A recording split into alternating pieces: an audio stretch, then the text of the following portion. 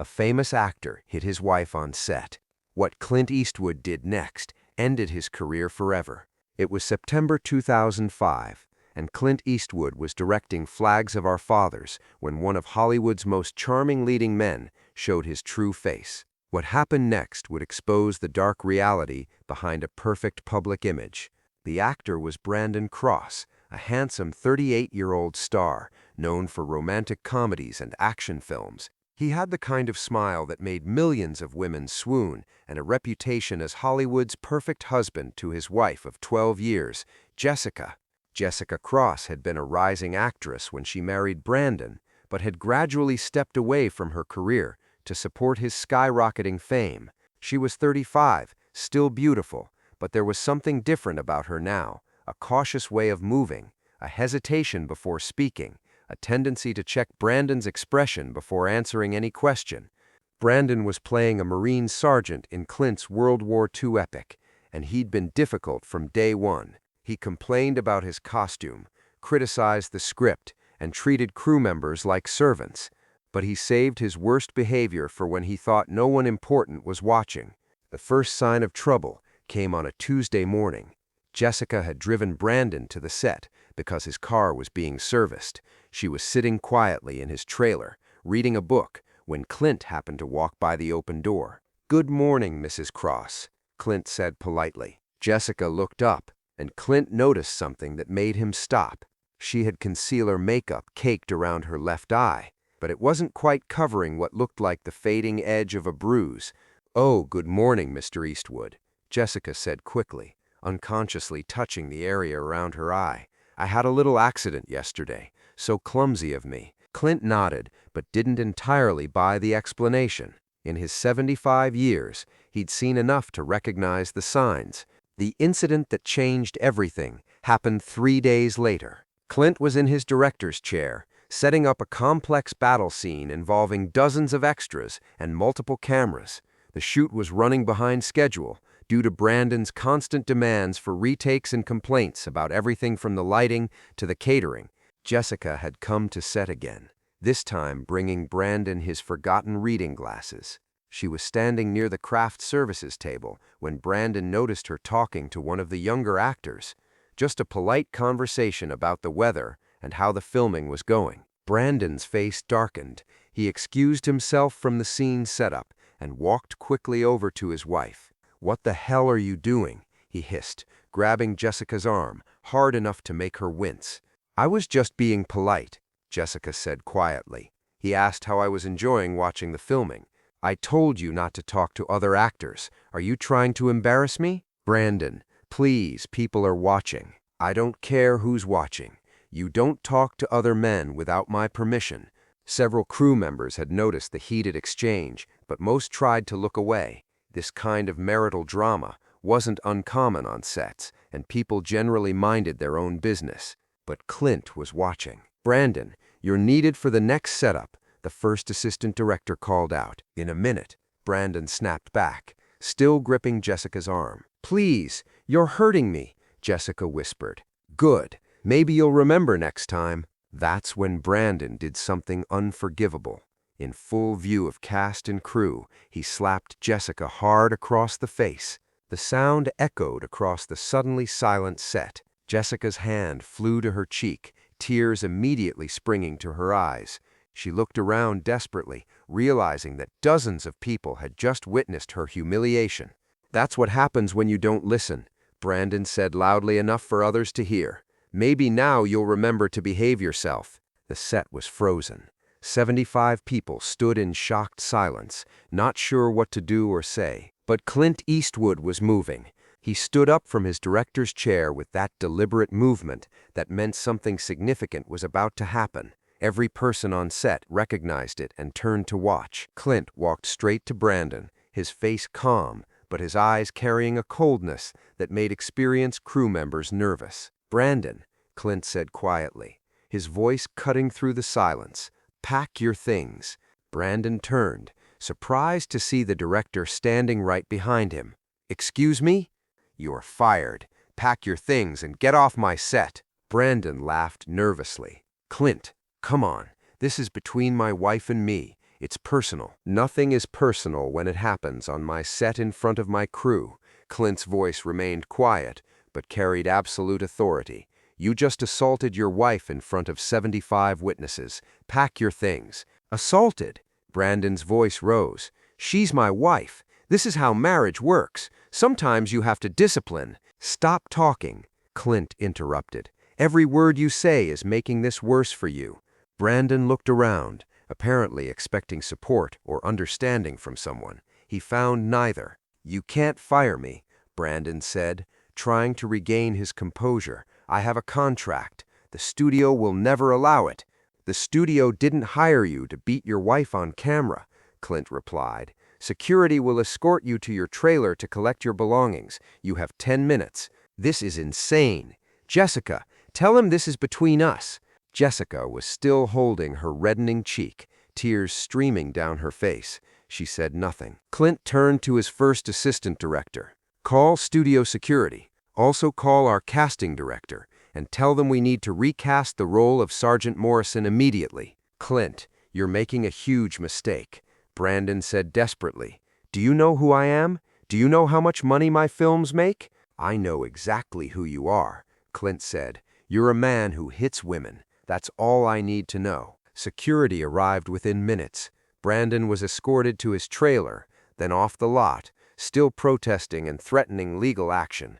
After Brandon was gone, Clint approached Jessica, who was still standing frozen by the craft services table. Mrs. Cross, he said gently, are you all right? Jessica looked up at him, her face a mixture of gratitude, fear, and embarrassment. I don't know, she said honestly. Do you have somewhere safe to go? Jessica hesitated. We live together. All my things are at his house. That's not what I asked.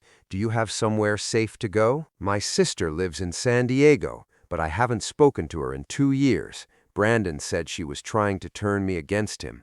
Clint nodded. Would you like to call her? Over the next hour, while the crew reset for different scenes that didn't involve Brandon's character, Clint personally helped Jessica make arrangements. He had his assistant help her call her sister, who immediately drove up from San Diego to get her. But Clint didn't stop there. Mrs. Cross, he said before she left with her sister, you're going to need a good lawyer. Do you have one? No. Brandon always handled all the legal matters. Clint handed her a business card. This is Patricia Wong, one of the best family law attorneys in Los Angeles. She specializes in domestic violence cases. Tell her I referred you. Mr. Eastwood, I can't afford. Don't worry about the cost. Just call her. What Jessica didn't know was that Clint had already called Patricia Wong himself and arranged to pay all legal fees associated with Jessica's case. The legal battle that followed was swift and decisive. With dozens of witnesses to Brandon's assault, Jessica's divorce attorney was able to secure emergency protection orders, temporary spousal support, and began building a case for a substantial settlement. Brandon hired expensive lawyers and tried to spin the situation. His publicist claimed it was a private marital disagreement, blown out of proportion. His legal team argued that one slap didn't constitute a pattern of abuse, but Patricia Wong had been thorough. Working with investigators, she uncovered medical records showing Jessica's previous accidents, a broken wrist from falling downstairs, bruised ribs from running into a door, and multiple documented visits to makeup artists specifically for covering facial bruises. She also found testimony from household staff, neighbors, and industry colleagues who had witnessed Brandon's controlling behavior and verbal abuse over the years. Meanwhile, Clint made sure the story didn't disappear. He gave a rare interview to Variety about the incident. Domestic violence isn't a private matter when it affects people's ability to work safely, he said. I won't tolerate anyone creating an environment of fear or violence on my sets, regardless of their star status. The interview made headlines. Other industry figures began speaking out about Brandon's behavior, sharing stories they'd previously kept quiet about his treatment of Jessica and others. Brandon's career collapsed almost overnight. Studios quietly dropped him from upcoming projects. His agent stopped returning his calls. The action franchise he was set to star in was recast with another actor. Within 6 months, Brandon Cross went from A-list leading man to Hollywood pariah. Jessica's divorce was finalized 8 months later. She received a substantial settlement that included the Beverly Hills house, significant alimony, and a clause preventing Brandon from contacting her without going through attorneys. But the money wasn't what changed Jessica's life. It was the support system that Clint had helped her build. Patricia Wong introduced Jessica to a support group for domestic violence survivors. For the first time in years, Jessica was around other women who understood what she'd been through without judgment or questions. Clint also quietly arranged for Jessica to meet with casting directors and producers who were looking for experienced actresses. After 3 years away from acting, Jessica was hesitant about returning to the industry. Mrs. Cross, Clint told her during one of their occasional check-ins, "You spent 12 years hiding your talent to make someone else comfortable. Maybe it's time to see what you can accomplish when you're not walking on eggshells." Jessica started with small roles, rebuilding her confidence and skills. Within 2 years, she was landing substantial supporting parts. By 2010, she'd won a Supporting Actress Emmy for a television drama about women rebuilding their lives after trauma. In her acceptance speech, she said something that brought the audience to their feet. "This award represents more than just recognition for one performance. It represents the possibility of second chances, the power of people who stand up for what's right, and the truth that survival is just the beginning of the story." Brandon Cross attempted several comebacks over the years. He did reality TV shows, low-budget independent films, and eventually moved to Europe to find work. But the story of his assault on Jessica followed him everywhere. In 2012, he gave an interview claiming he'd been canceled by Hollywood for one moment of human weakness. The interview backfired when Jessica's legal team released additional evidence of his abuse, including audio recordings Patricia Wong had helped Jessica make during their divorce proceedings. The recordings revealed years of psychological abuse, threats, and controlling behavior that made the public slap look like just the tip of the iceberg. Meanwhile, Jessica thrived. She remarried in 2011 to a pediatrician she met through her volunteer work with domestic violence charities. They have 2 children together, and Jessica often speaks about how different healthy love feels from what she'd previously accepted as normal. The incident on Clint's set became a turning point for how Hollywood handles domestic violence. Several major studios implemented policies requiring immediate termination for any act of domestic violence by employees or contractors. The Screen Actors Guild created new protocols for reporting and addressing domestic abuse within the industry. Most importantly, the Entertainment Industry Foundation established the Jessica Cross Survivor Fund, which provides legal aid, counseling, and career transition support for abuse survivors in the entertainment industry. Clint never publicized his role in helping Jessica, but she's spoken about it in interviews over the years. "Mr. Eastwood saved my life," she said in a 2015 interview, "not just by firing Brandon, but by showing me that there were people who would stand up for me when I couldn't stand up for myself. He helped me remember that I deserve to be treated with dignity." The story became a case study in business schools and legal programs about the responsibility of employers to provide safe working environments and the power of individual action to create systemic change. Years later, when asked about the incident, Clint's response was characteristically brief. "Nobody should have to go to work wondering if they're going to be safe from violence. That includes going to work with someone who might hurt them." Today, Jessica Cross Martinez runs a nonprofit organization that helps abuse survivors transition back into careers in entertainment and other industries. She's produced several films dealing with domestic violence and trauma recovery. Brandon Cross lives in relative obscurity in Europe, where he occasionally appears in small foreign films. His attempts to return to Hollywood have been consistently unsuccessful.